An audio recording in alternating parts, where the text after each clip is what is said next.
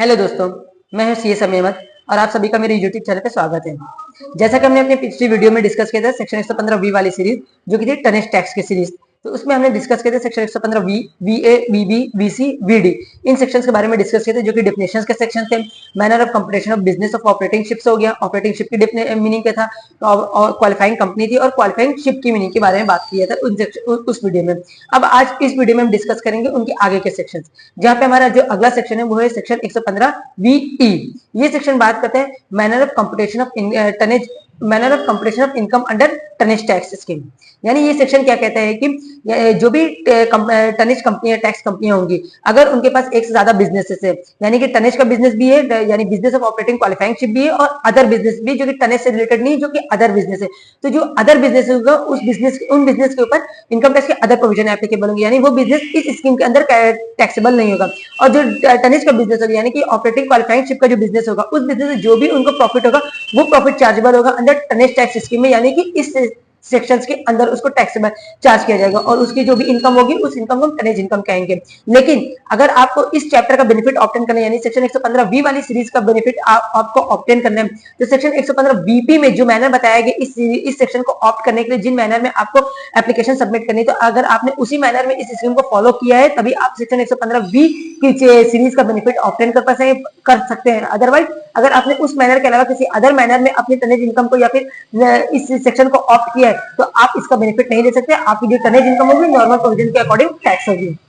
अब इसके बाद हमारा आता है सेक्शन 115 वीएफ। ये सेक्शन जो बात करते हैं वो बात करते हैं हमारी टनेज इनकम के बारे में। इस सेक्शन की सबसे पहली जो लाइन होती है वो होती है subject to the other provision of this chapter, यानी कि ये सेक्शन क्लियरली कह रहा है कि हम इस सेक्शन को आप एप्लीकेबल करेंगे, यानी इस सेक्शन को जो हम मानेंगे, तो इस सेक्शन को पढ़ने के से पहले हम अदर सेक्शन में जो प्रोविजन लिखे हुए इस चैप्टर के उनको भी कंसीडर करेंगे। तो ये सेक्शन इसके बाद कहता है कि जो भी टनेज इनकम हमारी कैलकुलेट होगी वो कैलकुलेट होगी in accordance with the provision of section 115 VG, यानी कि इस सेक्शन के अंदर 115 वीएफ के अंदर जो भी हम टनेज इनकम कैलकुलेट करेंगे वो सेक्शन 115 वीजी में जो लिखा है उसके अकॉर्डिंग कैलकुलेट करेंगे, और वो जो इनकम होगी उस इनकम को हम डीम्ड करेंगे एज अ प्रॉफिट जो कि चार्जेबल होगी अंडर द हेड पीजीबीपी। यानी कि टनेज इनकम हमारी जो भी कैलकुलेट होगी वो हमारी पीजीबीपी की इनकम ही मानी जाएगी, यानी कि वो इनकम टैक्स रिटर्न में वो हमारी पीजीबीपी के हेड के अंदर कैलकुलेट किया जाएगा। और फिर उसके बाद ये सेक्शन क्या कहता है कि यानी टनेज इनकम जो हमने 115 वीजी के अकॉर्डिंग कैलकुलेट कर लिया तो वो तो हमारी पीजीबीपी में टैक्सेबल होगी। उसके अलावा अगर कोई भी हमारी अदर रिलेवेंट शिपिंग इनकम होगी जो कि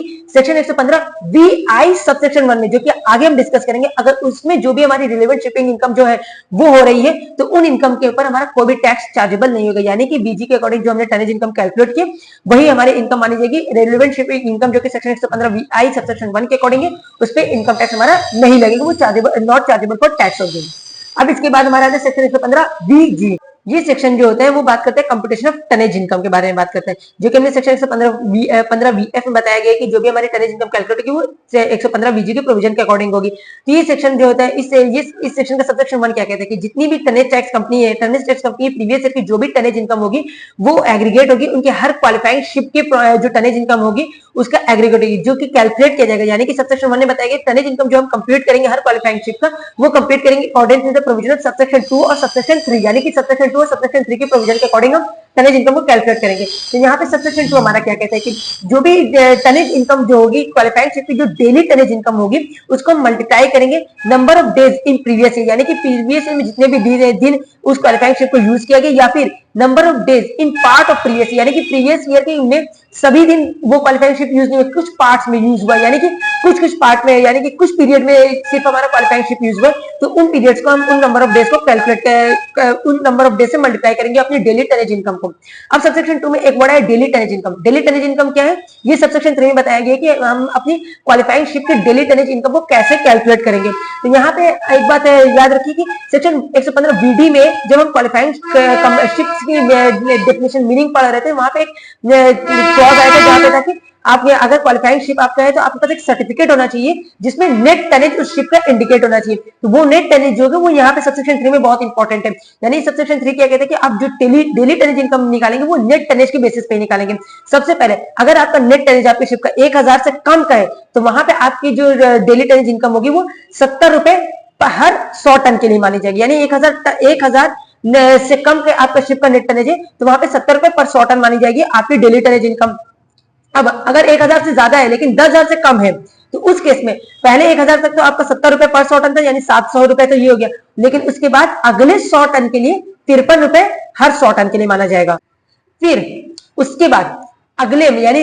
उसके बाद 10,000 से ज्यादा है, 10,000 से ज्यादा लेकिन 25,000 से कम है, तो वहां पे आपको क्या है, पहले 1000 के लिए तो 700 रुपए हो गया, फिर उसके बाद अगले 9,000 के लिए क्या है 53 रुपए हर 100 टन के लिए, तो यानी 530 को 9 से करेंगे और फिर टोटल जो आएगा 700 और इनका टोटल होगा 5470, 5,470, और फिर उसमें ऐड करेंगे हर 100 टन के लिए 42 रुपीज, यानी 42 रुपए हर 100 टन के लिए लेंगे। फिर उसके बाद 25,000 या उससे ज्यादा का है तो यहाँ पे आप जो लेंगे वो लेंगे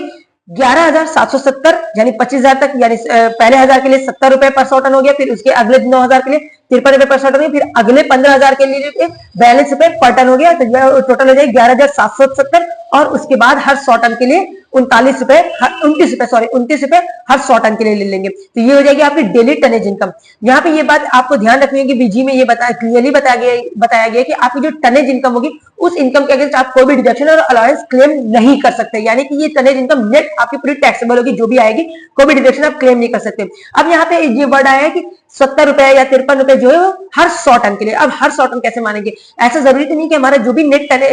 टनेज होगा वो 100 के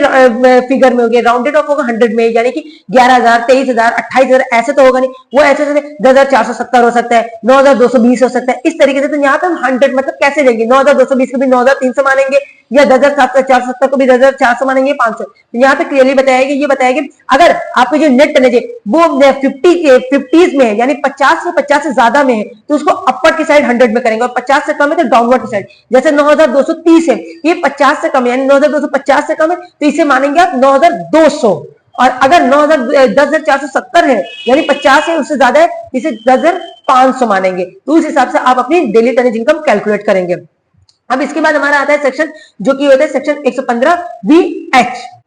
ये सेक्शन जो होते हैं वो कहते हैं calculation in case of joint operation, यानी कि जो ऑपरेटिंग क्वालिफाइंग शिप का बिजनेस है वो कोई एक कंपनी नहीं कर रही है, वो 3-4 कंपनियां, 2-3 कंपनियां मिलकर उस बिजनेस को कर रही है। तो इन केस में अगर 2-3 कंपनियां, 2 या उससे ज्यादा कंपनियां मिलकर इस बिजनेस को कर रही है, और उस केस में उनका शेयर जो है, प्रॉफिट शेयरिंग रेशियो जो है वो नोन है, यानी पता है पेपर में उनके बीच में आपस में जो एग्रीमेंट हुआ कि हम इतना इतना शेयर करेंगे। अगर 3 कंपनियां तो वो कह रही 1/3 हम लोग इक्वली शेयर करेंगे, 2 कंपनियां वो कह रही 30-70 हम लोग शेयर करेंगे, तो ये अगर नोन है तो जो उनका टनेज इनकम होगा वो उनको उनके उसी रेशियो के अंदर हम डिस्ट्रीब्यूट उन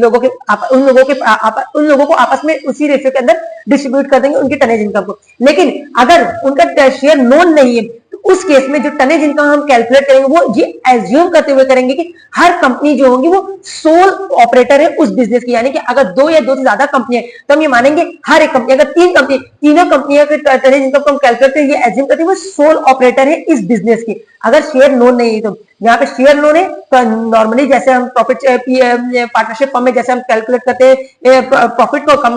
आपस में डिस्ट्रीब्यूट कर देते हैं फॉर्म के प्रॉफिट को, इसी तरह यहाँ पे टनेज इनकम जो होगी वो उनके शेयरिंग रेशियो में आपस में उनको इक्वली डिस्ट्रीब्यूट कर उनके ऊपर टैक्सेबल होगा। लेकिन अगर नहीं है तो सबके ऊपर पूरी इनकम टैक्सेबल की होगी, ये एज्यूम करते हुए कि वो सोल ओनर है। तो ये थे हमारे कुछ सेक्शन 115 वीक की सीरीज के। अब इनके बाकी सेक्शन हम अगली वीडियो में डिस्कस करेंगे।